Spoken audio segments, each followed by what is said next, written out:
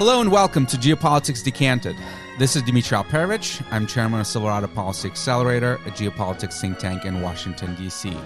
Today, my guest is Danny Moore. He runs a threat intelligence team at a major tech firm, and he's the author of a new book just published titled Offensive Cyber Operations, Understanding Intangible Warfare.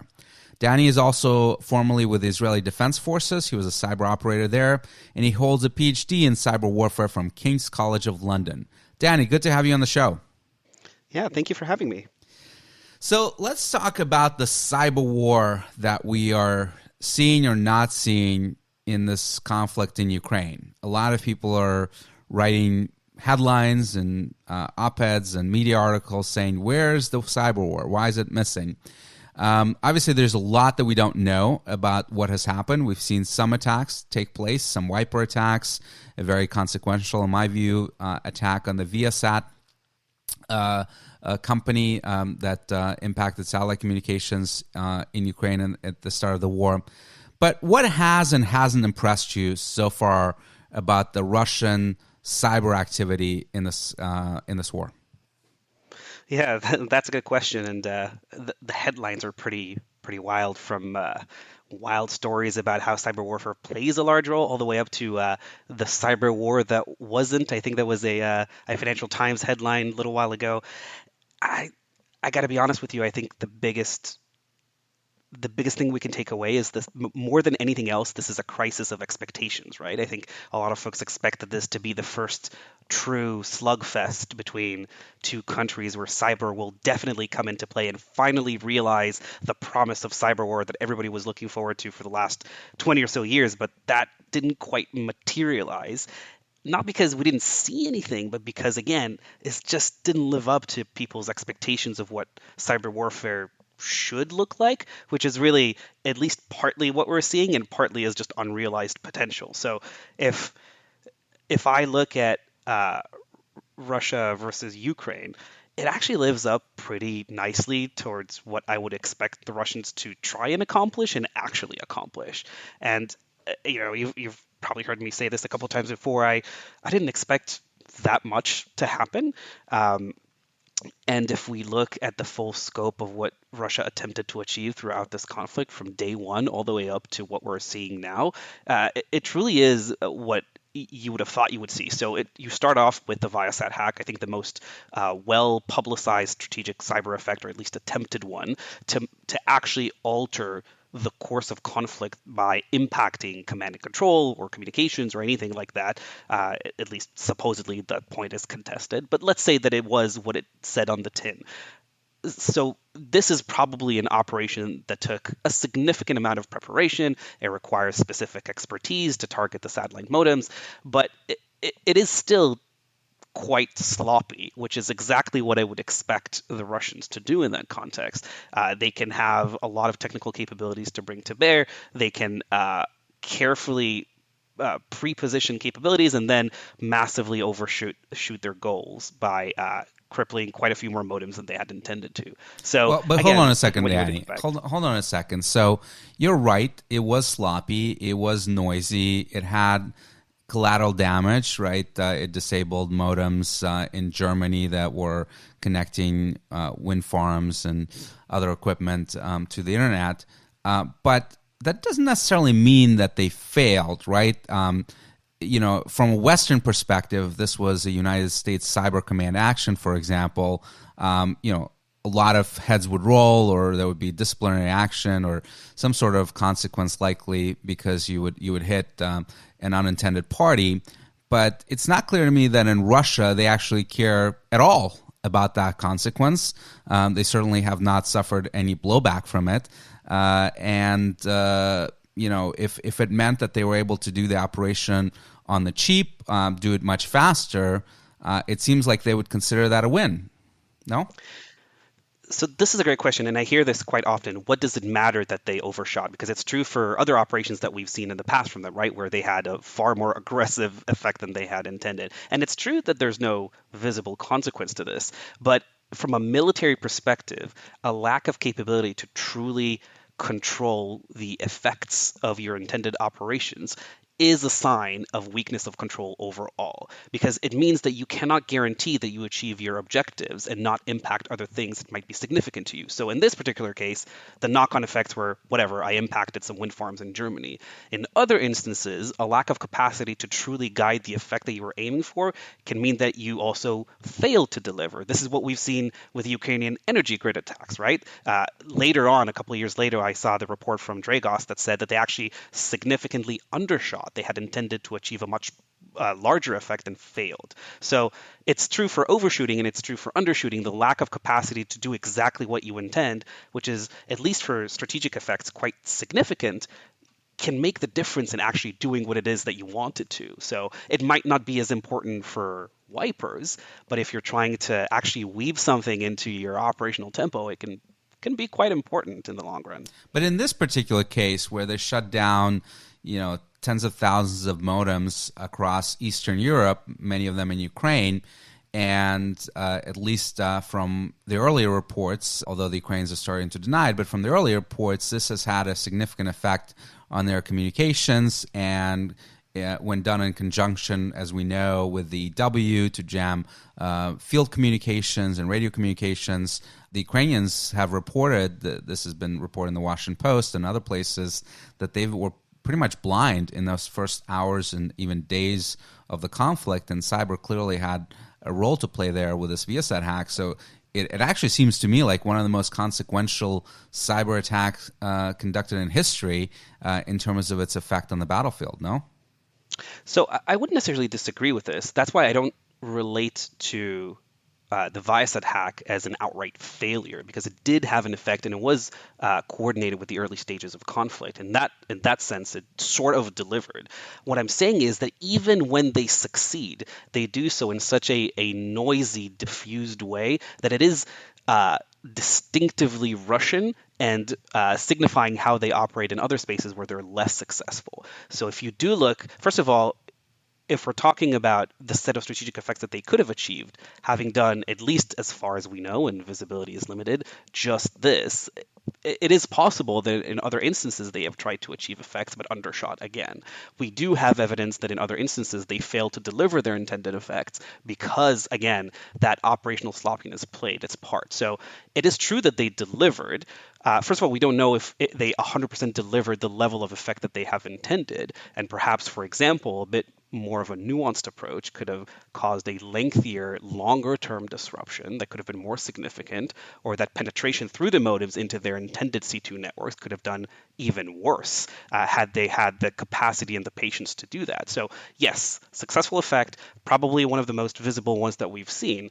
But again, it's not necessarily about what you do, but it's about what you could have done, right? We're talking about expectations. And I saw some of the talk recently that was in CyberWarCon this year about the wipers, right? And there were loads of operational failures associated there. They either didn't activate them correctly, they shot themselves in the foot, things like that, which is, again, exactly what I would expect. So I'm not saying that they're incapable of delivering any success, just that they hamstring their own potential because they mask immense technological and operational capabilities with that last mile sloppiness that often takes them down a couple of pegs. And we should be careful that, to clarify here, that we're talking about the GRU, Russian military intelligence, that's been responsible for vast majority of all these attacks. And they've traditionally been a very sloppy cyber actor. The same cannot necessarily be said for other Russian cyber intelligence agencies, like the SVR, for example, that was responsible for the SolarWinds attack, that was actually executed fairly well up until they got caught hacking into Mandy and FireEye. But what do you think they could have done that they hadn't done in the cyber domain vis-a-vis Ukraine? And we have to be realistic here that, when it comes to probably weapon systems that Ukraine has, there's probably not a lot that you could do to them in cyber, because they're mostly, at least in the beginning of the conflict, were old Soviet systems that, like the D-30 howitzers that don't even have chips in them, much less a network connectivity. So you're not going to attack it with a cyber weapon like you might, for example, a more network platform that the United States would have, right? Right. And I'll caveat that there's a lot that we don't know about what the Ukrainians, for example, are using as part of their strategic backbone, right? But I would argue that were they to develop access to sensitive Ukrainian military networks and then action them in some meaningful way, could have been a great way to achieve impact and essentially confuse the defensive efforts. That's one piece.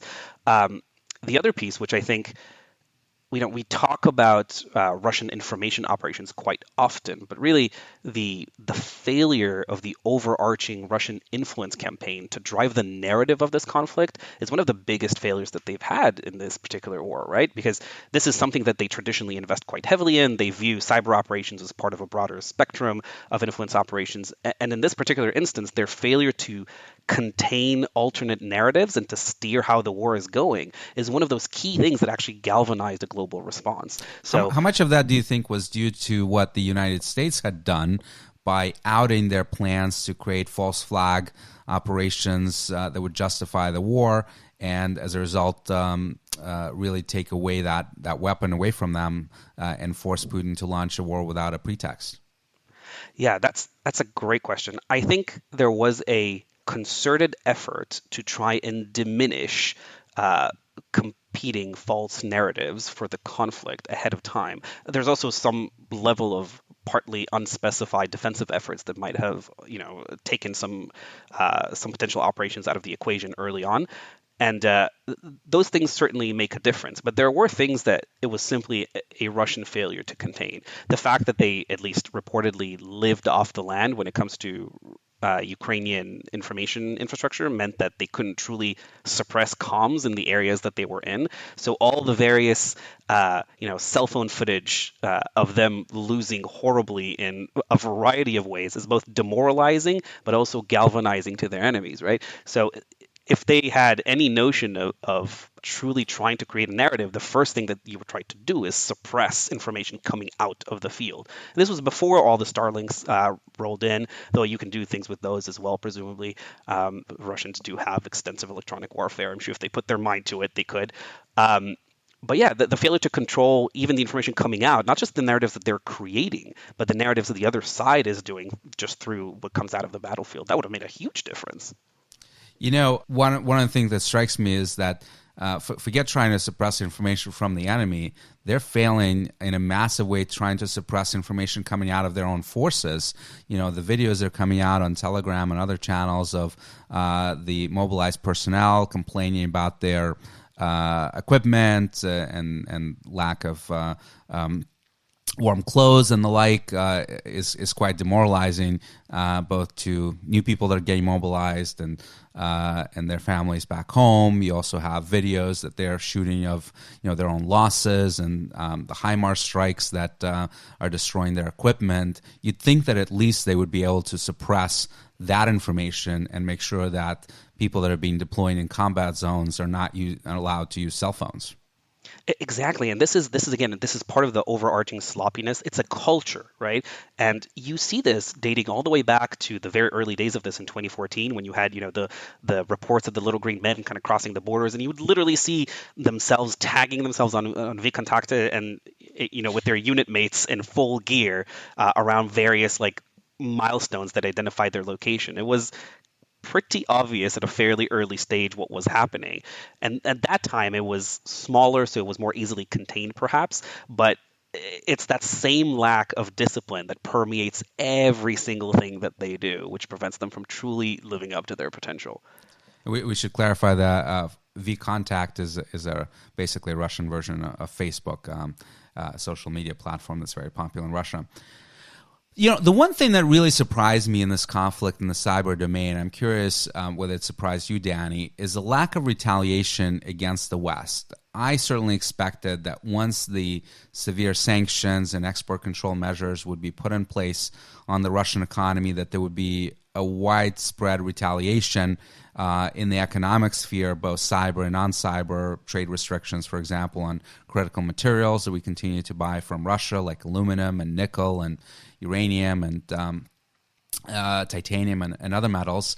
And we haven't seen any of that, of course. And we've seen some energy blackmail against the Europeans, but that was about it on the gas front, not even on the oil front.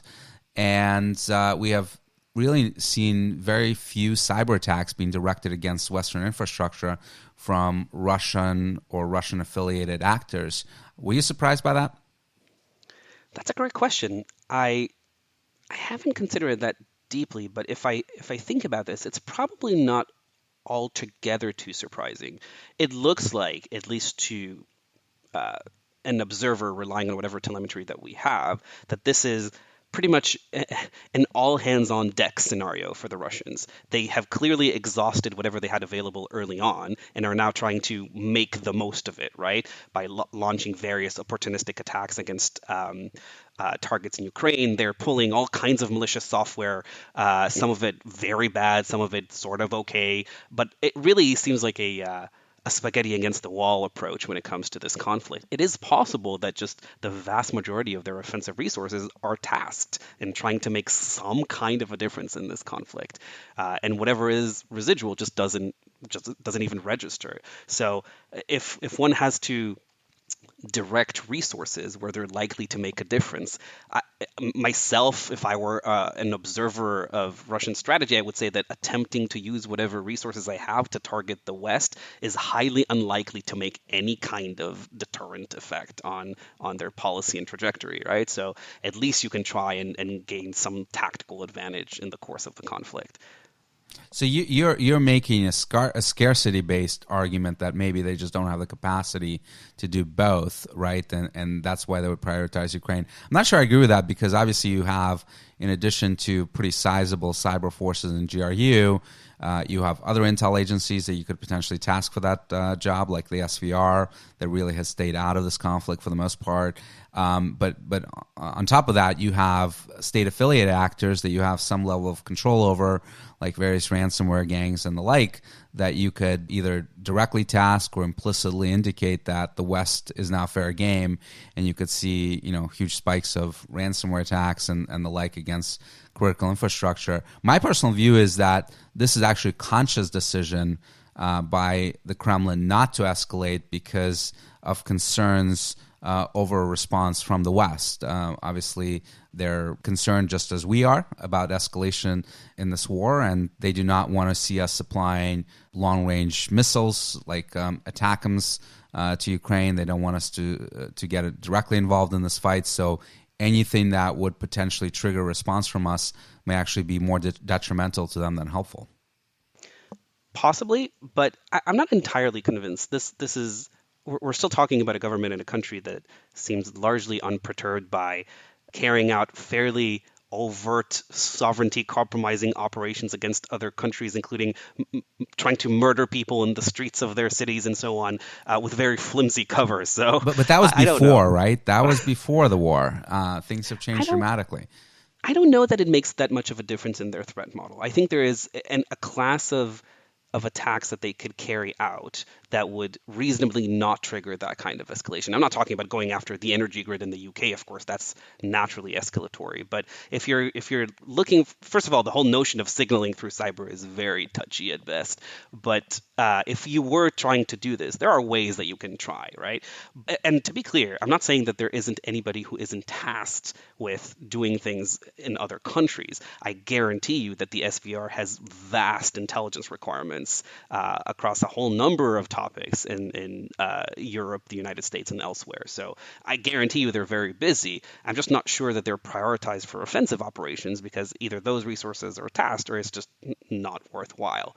I just don't see the utility necessarily as answering this with that, right? There needs to be some kind of, not proportionality, but applicability of what you're trying to do versus what you're trying to solve for. So, Danny, if you were in charge of the GRU cyber unit, what would you have done? Am I advising the Russian military now? At a high level, obviously, we don't want to give them any tips, but at least in the initial part of the conflict that we're well past now, is there something you would have done that the Russians have not done?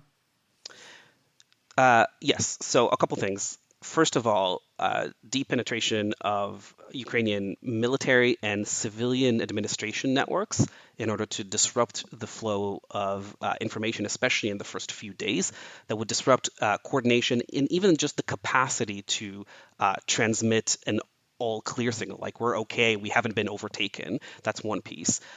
Second would be a suppression of comms in any area where there's active fighting. Any civilian comms should be largely inoperable so that information, even if it does leave, leaves at such a delay to make it essentially irrelevant to the course of conflict in that particular region. And then operational discipline of my own folks would need to go up a couple of notches. So making sure that anything that we carry out is actually achieved to the letter.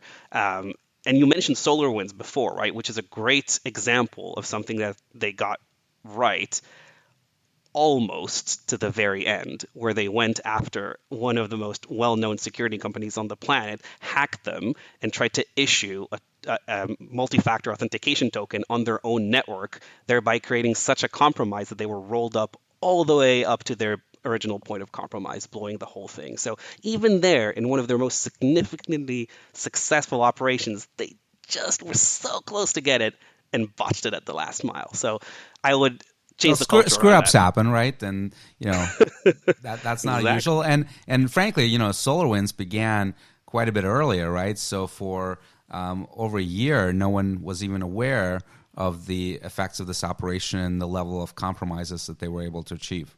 That's right. Yeah, I think it's a fascinating operation. It is so incredibly clever. It is representative of just the sheer levels of creativity and forethought that they are capable of. Just picking them as a target requires a lot of research to understand that they are the ones, like breaching this weird random IT company would eventually net you access to hundreds of critical organizations in the public and private sectors in target of interest, right? That requires forethought. And then compromising them requires work. And then doing it in a way that is silent enough and inconspicuous enough, that requires thought. So it is quite clever.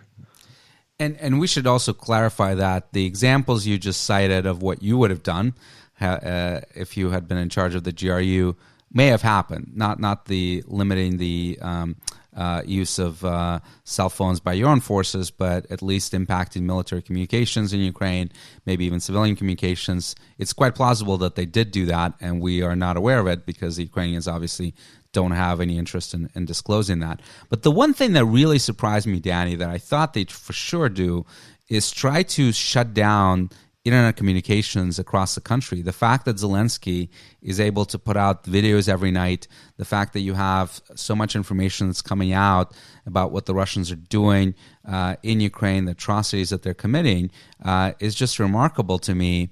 And I would have thought that they would have gone and attacked kinetically, at least, the internet exchange points and other infrastructure that brings internet connectivity into the country. And I was quite surprised that that didn't happen. Were you?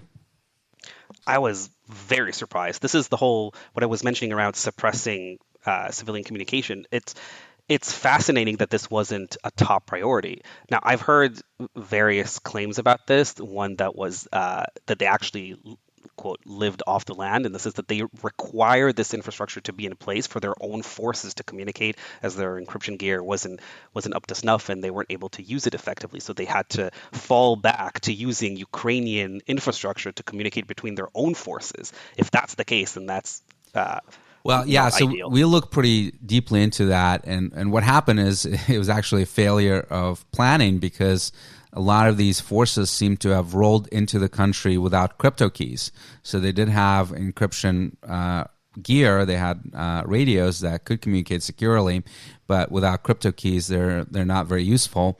And because most of these units thought they were going to training, they didn't bother to grab the crypto keys and distribute it to other units that you need to communicate with. So they found themselves in the country unable to communicate except by seizing civilian phones and trying to make calls with them. But that changed after the loss of the Battle of Kiev and then redirection into the Donbass, where they are using mostly secure communications. And the fact that even in that phase of the war, they had not attempted to shut down internet across the country, I thought was really remarkable. I agree. It is odd.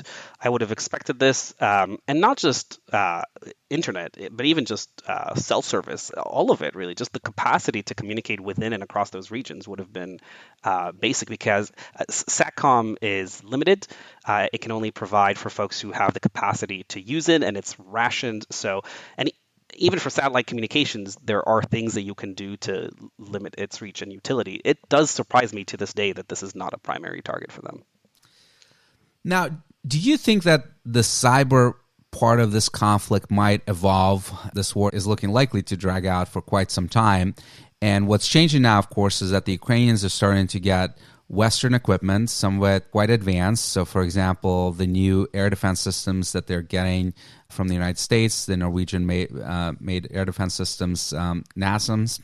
The NASAMS 2 actually have network capability using the Link 16 protocol that is widely used within NATO to interconnect different platforms. We don't know if the Ukrainians are getting that version of the air defense systems, and we don't even know if Link 16 is going to be enabled. But as these systems are becoming more networked, that the Ukrainians are receiving, and for example, the HIMARS have capability to be updated over the air with firmware updates. Do you think that will create opportunities for Russia to conduct other sorts of cyber operations against those weapons platforms? So I think it creates opportunities. The question is, will they actually make use of those opportunities and use it well? So a couple of things do work in their favor. First of all, Western weapons platforms are notoriously riddled with security vulnerabilities and other software issues. They also tend to make overly convoluted software because everything has to be connected to everything else and support any number of possibilities to talk to other networked hardware somewhere in the world because of various NATO considerations. That creates a lot of potential vulnerabilities. And some of these could be years old, and some of these might be newer, especially in the newer platforms, but they are there. And if I was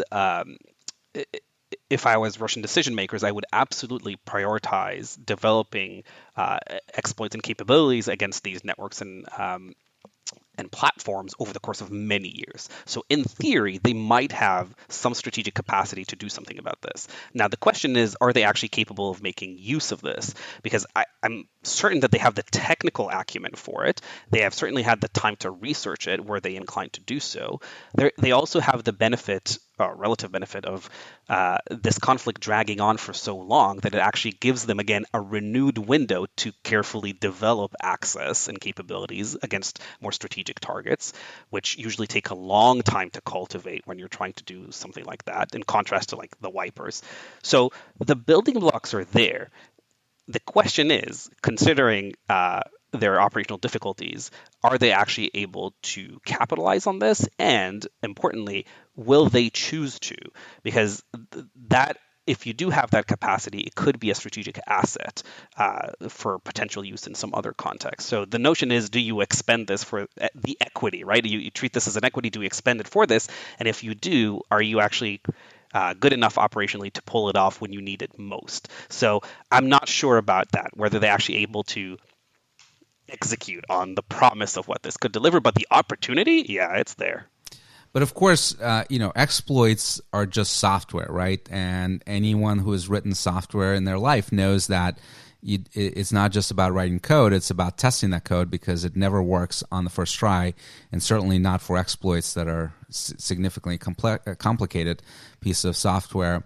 And it presents you with incredible challenges of how do you test that exploit code, right? Let's say you develop a prototype of an exploit for a NASA's air defense system. Unless you have it and you can test that code in the lab on an actual system, you're never going to know if it's going to work or not, and chances are it won't unless you've gone through a very rigorous testing process, right? Famously, with the Stuxnet worm that was used to attack the Natanz nuclear power plant, the fact that the Iranians were using the centrifuges that were based on the Pakistani design, AQ Khan's network, the West was able to also grab from Libya when Libya disarmed in 2003. If you assume that Stuxnet was a Western project, presumably those centrifuges were very helpful in testing Stuxnet attack code. But for the Russians, they don't have HIMARS systems, right? They probably don't have NASM systems. So how do you build exploit code for something that you don't have the hardware for? That's a great question. And ideally, it would be best to have a copy of the equipment that you're trying to affect so you can actually see it full cycle. But it's not entirely necessary. So if you think about, for example, Triton or Trisis or however you want to call it, they did partner with a local research institute with subject matter expertise to recreate some of the circumstances that would allow them to develop bespoke exploit code. So Triton, to explain to our listeners, was an attack on a oil refinery in Saudi Arabia that has been attributed to Russia. But they attacked a safety controller, a safety system in that oil refinery that presumably is fairly easy to find through commercial sources, and Russia has its own refinery, so it probably has that equipment, right? It's quite a bit different trying to procure Western equipment. Right. So what I'm saying is that they have, as a basic step, they have the capacity to acquire and then implement equipment in order to facilitate more complex attacks. Now, what you need is then the actual equipment, right? Now, the point is you don't need a full HIMARS system. You need something that gives you, for example, some of the modules that are shared across different categories of equipment. So if we're talking about some communication protocols or telemetry protocols that are widely used in U.S. military hardware, some of it is potentially acquirable through various means and sort of other countries that you can either smuggle a unit of some kind of 10-year-old radar or whatever. Another piece is that if you were to compromise, as in intrude upon some of the many, many, many defense contractors that supply the various layers of hardware and software manufacturing that go into these systems that are often highly complex with dozens of vendors supplying them, you could get, for example, a functional copy of the software and how it operates. So you might not have the entire system, but you don't need to compromise, for example, HIMARS top to bottom. You need to create some kind of effect within the network, for example. So yes, it would be ideal, but not 100% necessary. You can, and they know how to. You can get creative and potentially have enough so that you can create something that works. Whether or not they do it is a whole other matter, but it's possible. So security by obscurity is not great in this scenario, right?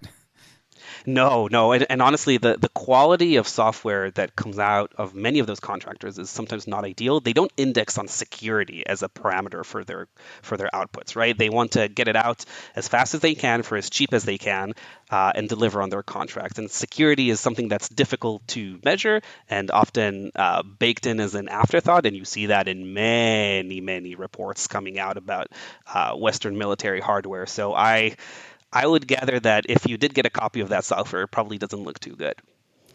So, Danny, you mentioned earlier Cyber WarCon, which is one of the best cyber conferences run by our mutual friend John Hallquist here in D.C., and you presented at that conference a year ago a very disturbing talk where you looked at open source materials, GAO reports, and other reports on vulnerabilities in major U.S. weapons platforms like the F-35.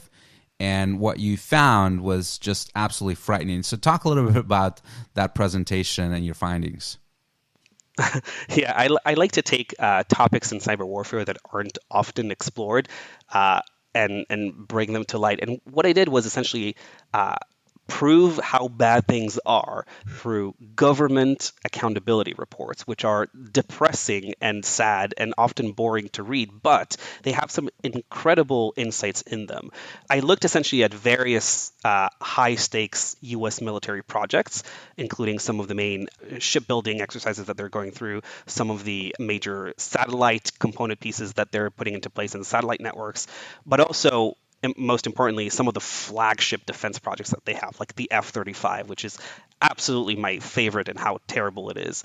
And even from the standards of the U.S. Government Accountability Office, which is already severely limited in how many resources it has to audit anything, let alone the cybersecurity components of defense equipment.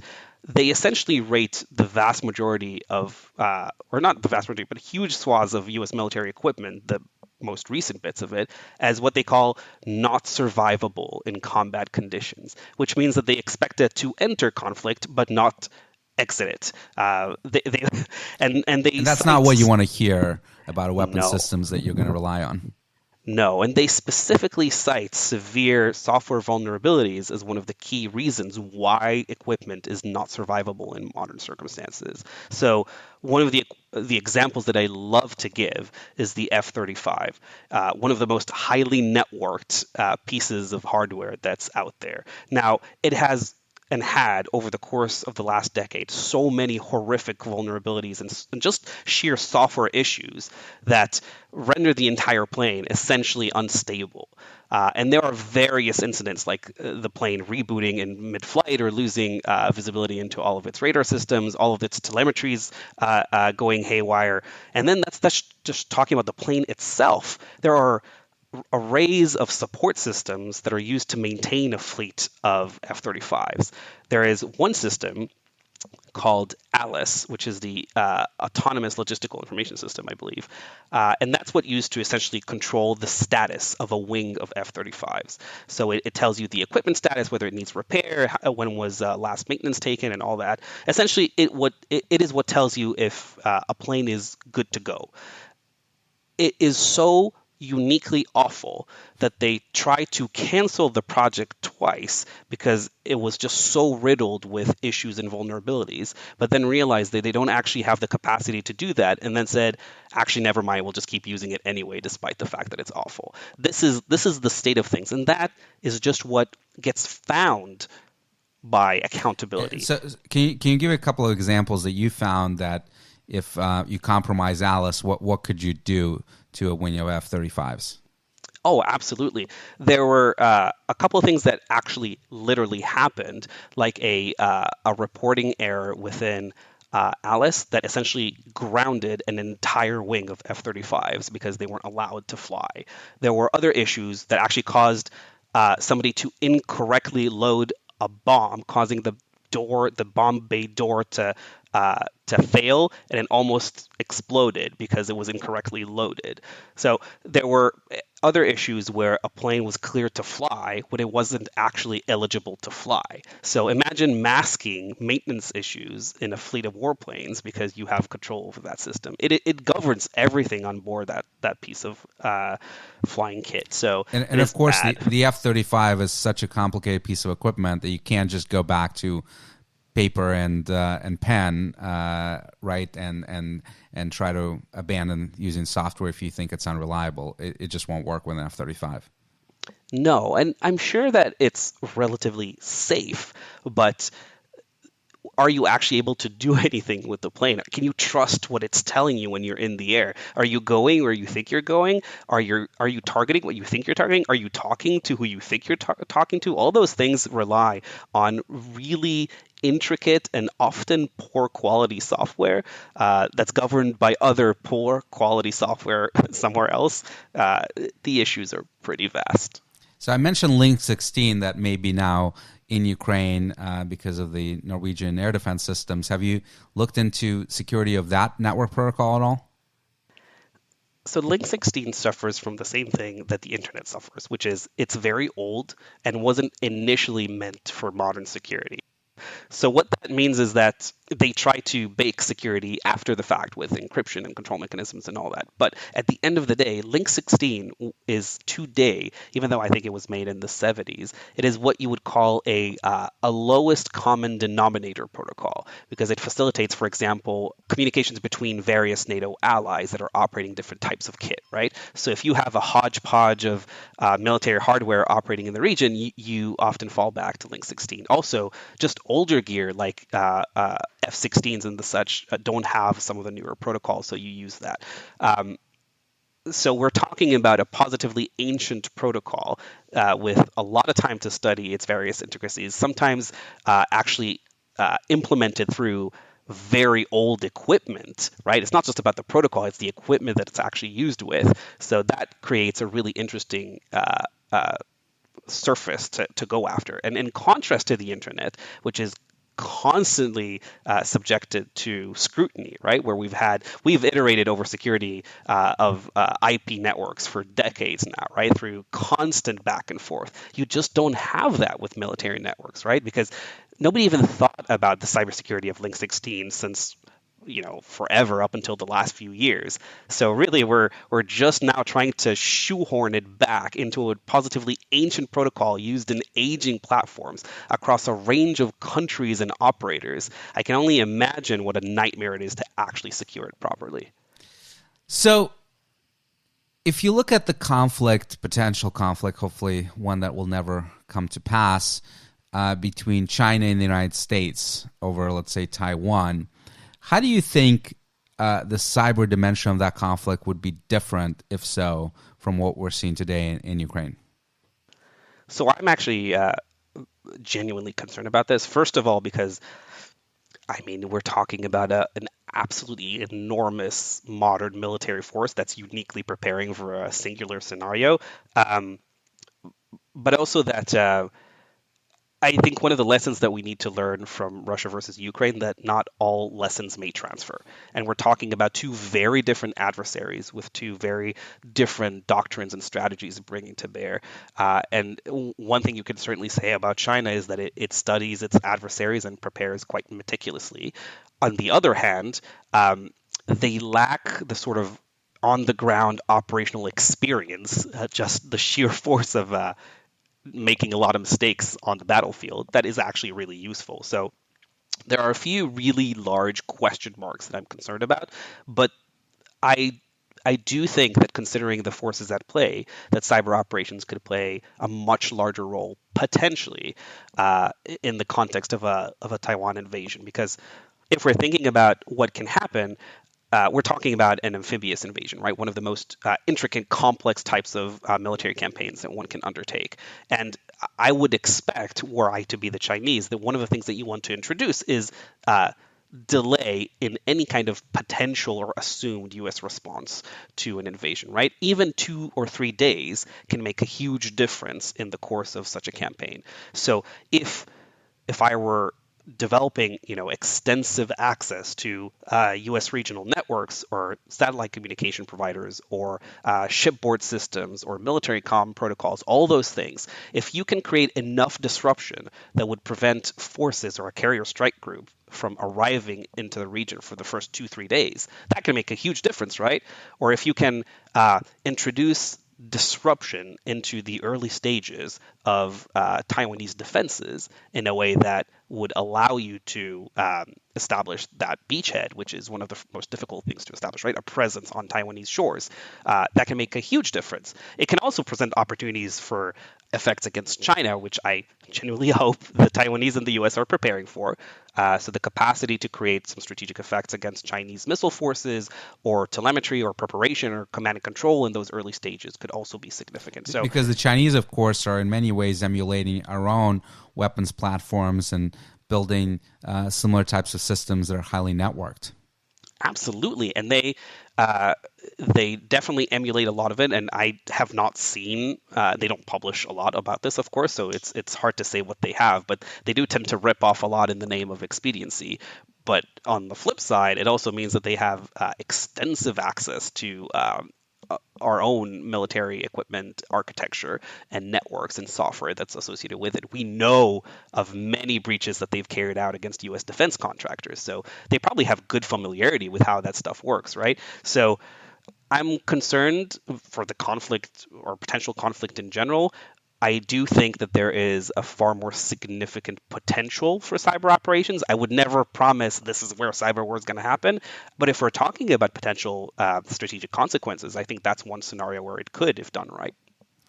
And of course, that means that while the pundits were completely wrong in proclaiming that every future war will be a cyber war, it doesn't mean necessarily that some future wars will not have significant cyber components to them. Yeah, and one of the things that I am always amused by is how we are always surprised, right? Stuxnet happened and we were surprised. Even in '08 and '07, like the Russian campaigns against Estonia and Georgia, when they did like what were pretty really lame attacks on the cyber front, everybody was surprised and it prompted this massive response. And then Ukrainian energy grid attacks happened and we were surprised. We keep getting surprised. None of it is truly surprising if you read the tea leaves and look at what's out there. This is, again, all a question of expectations and delivering against them. So you can have a much larger capacity for cyber operations. The question, it is difficult to execute and do well, but we're not going to see, in my mind, a conflict that's entirely cyber, but we also shouldn't discount the role that it might play. Well, that was Danny Moore. The book is titled Offensive Cyber Operations, Understanding Intangible Warfare. Danny, thanks so much for coming on. Thank you.